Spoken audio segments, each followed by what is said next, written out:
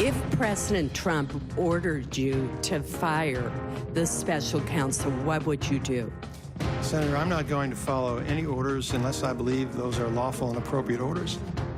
Welcome back to Harvard. That was Deputy Attorney General Rod Rosenstein asserting his independence in overseeing the investigation of Special Counsel Robert Mueller into Russian meddling into the 2016 election.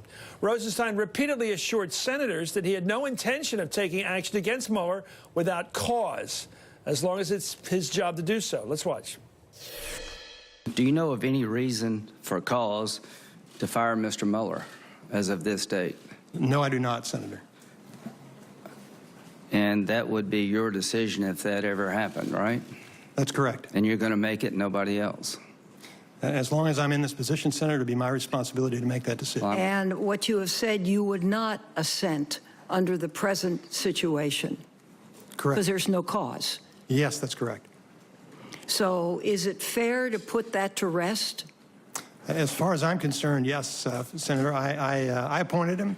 I stand by that decision. I think it was the right thing to do under those circumstances, and I'm going to defend the integrity of that investigation.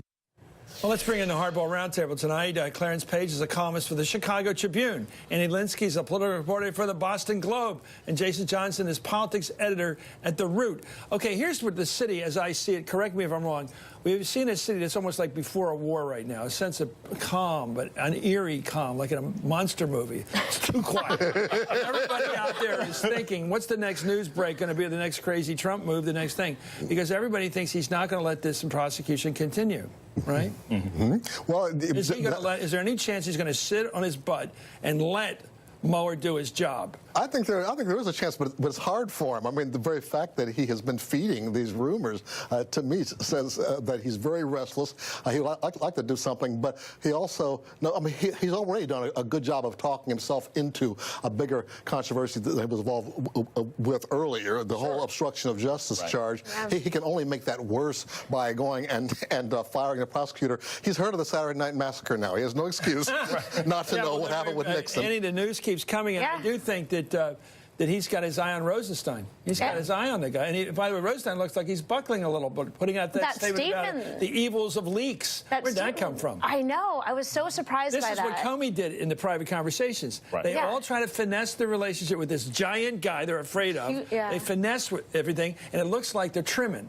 Yeah, it absolutely. I mean, you say in Boston. Well, you saw it with Rosenstein when he wrote that memo in the first place about Comey, which was very surprising to me to read that, because I've known Rosenstein for quite a long time, and I don't see him as sort of a political actor in that way. And then to have him come out with that statement last night, but then get undercut by Trump yet again with this tweet today, where he was saying that he is under investigation after all. Well, something else is going on, Jason. The troops of the American regular order, the Washington establishment, are behaving themselves. They're beginning to look very serious. Feinstein is always reliable. You know, Dick Durbin is starting to look very good. Even the guy have mixed feelings about Lindsey Graham.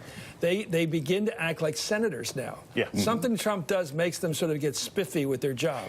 Well, he's making them want to be unlike him. Right. You know, at this point, you'd think everybody in the White House is like updating their LinkedIn page, right? Because it's getting dangerous. It's like, you know, when Mike Pence needs to get his lawyer. Is that like new resume? Yeah, it's like it's your new resume. It's your online resume. It's like ask your kids. LinkedIn, and I've been told ask your kids. My people here don't link into anybody. I might be looking for a job. They're trying to link into me. Let me explain to you. They don't want me to do it. The people are getting nervous, and not only are they getting nervous, but at this point, look, if you go after Rosenstein, at this point, if you just keep firing people, right, eventually the janitor is going to have to fire Mueller. Something else that you don't want to have happen. Yeah, exactly. Exactly. You're going to have you're going to have these situations where historically or legally you're eventually going to run into someone who wants to fight back, or someone who says, you know, I just don't want to be here involved in it. Okay, do you guys know, Annie, I'll start with you, because this is the toughest question. This is the penetrating question. Excellent. Who has the president's ear? Oh, gosh. I mean, who can say to him, like, that's Uncle, it's Friday night, I got to talk to you. The same person who has had his ear ever since he was leading the Trump organization and doing casinos in Atlantic City. And that is the last person who talked to him. That is who has his ear. And, that has been a pattern with Donald Trump for his entire life. Now, the theory that I like to think about a little bit is, how does he get out of this bind that he's in, this investigation? And he does have the power to pardon. And so could he not pardon himself? He could have done that for Flynn in the first place. You know, I mean, Well, would he test really, a case like that in the Supreme Court? Would he really go to the Supreme Court with his assertion of the right to pardon himself of all crimes? He loves going to court. Of any president that has you served heard so that from the far. White House? Absolutely. No. But it did come up in the hearing with Sessions, and Sessions I declined think to the pardon say. has not been really tested in the direction of self-pardoning. No, it has not been. And I guess you can do it anytime you want, because Jerry Ford did it. Right. Anyway, Yep. a source close to the president's counsel confirms the president has added John Dowd to his legal team. Dowd's another high-profile lawyer. He investigated Pete Rose for Major League Baseball and represented John McCain during the Keating 5 scandal. So that guy's been blooded in battle. Pete Rose, by the way, he runs a restaurant out in Vegas, of all places. Just a little joke there. Anyway, the roundtable's staying with us, and up next, these three will tell me something I don't know. You're watching Hardball, where the action is.